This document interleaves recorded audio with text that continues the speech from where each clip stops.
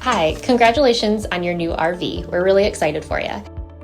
Please make sure before you're signing that you bring the following items with you. If you're a cash buyer, please make sure that you bring a cashier's check, no personal checks at time of signing, or you may bring actual cash. If you're a finance customer, please make sure that you bring proof of insurance listing your specific lien holder. If you need that information, please call us ahead of time. Also, make sure that you bring all valid driver's license of all persons that will be listed on the title. If you have a trade that you're trading in with us, please make sure that you bring your 10-day payoff as well as your title and all persons who will be listed on the title of that trade. Arrive 30 minutes early before your appointment time so we can properly inspect your unit, and also make sure that you have the fridge on and running prior to arrival. If you have any questions, please feel free to give us a call at 810-686-0710. Thanks so much. Have a great day.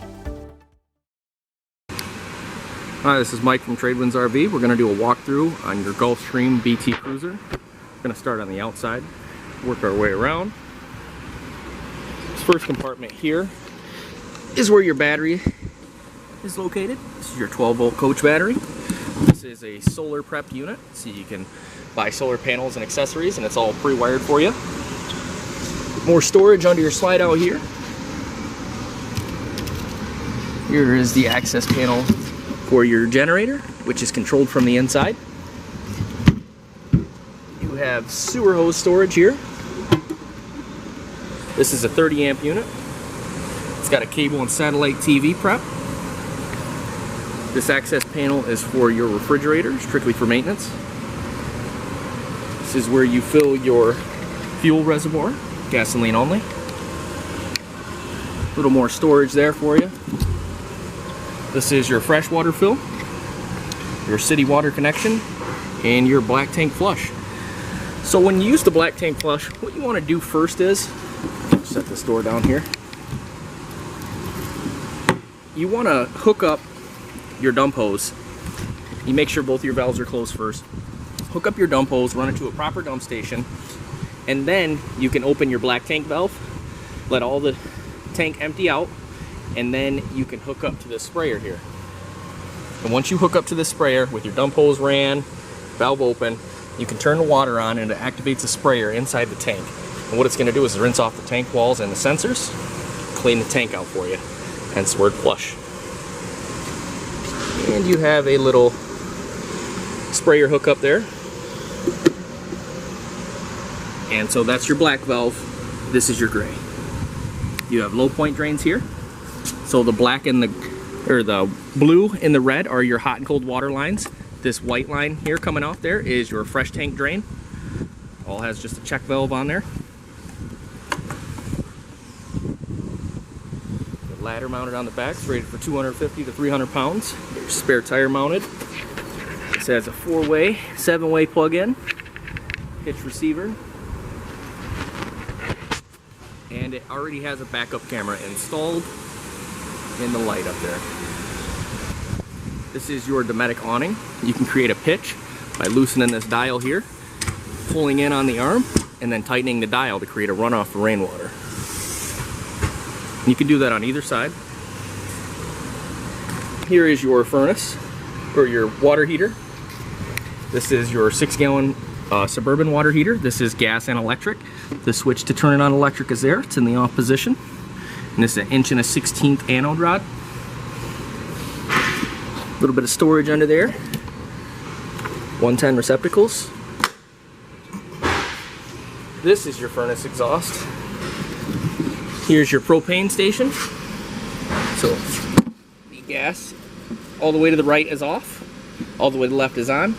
This is where you fill. And this is your propane gauge. It tells you how full the tank is, and you can see propane tank is full. This is where your convenience package is with your power cord. This has the power step. Got the secondary handle installed on there for you.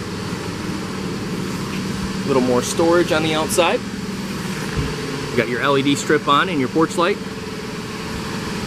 And we'll go ahead and head inside now. Heading into the unit, you'll see you have an on-off switch here. This is for your power step. And this is your battery disconnect. When you want the battery off, simply turn the dial towards the off position. You have a little storage there in your step. This is your light that's directly above your stairs. You have a little table here, and here's your monitor panel. So this is where you're going to check your battery levels and your tank levels. You have your water pump switch, your water heater on gas. Remember that the switch for the electric is on the outside.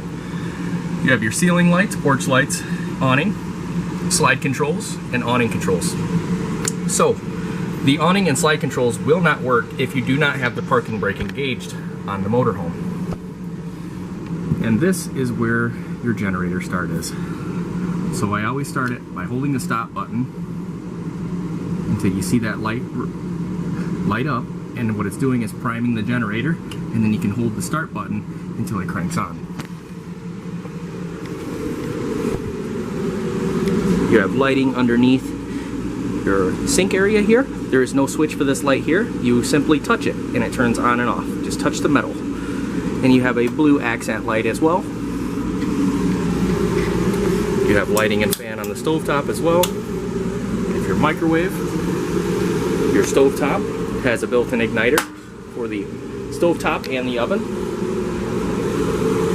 And down here, you have your carbon monoxide and LP gas detector right next to your converter. You have your 12 volt and 110 breakers in there. And you have your Dometic refrigerator.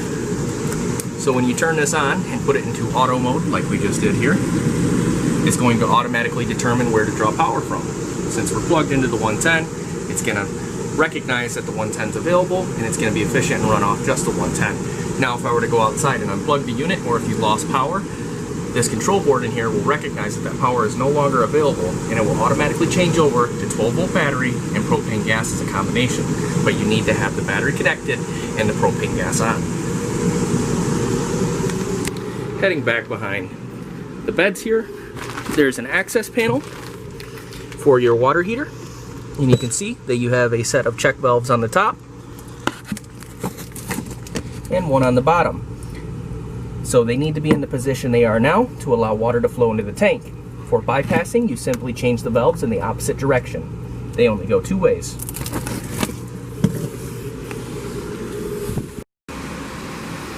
On the Schwintek slide out on the Gulfstream, this is an aluminum gear rack, so you never lubricate this gear rack here,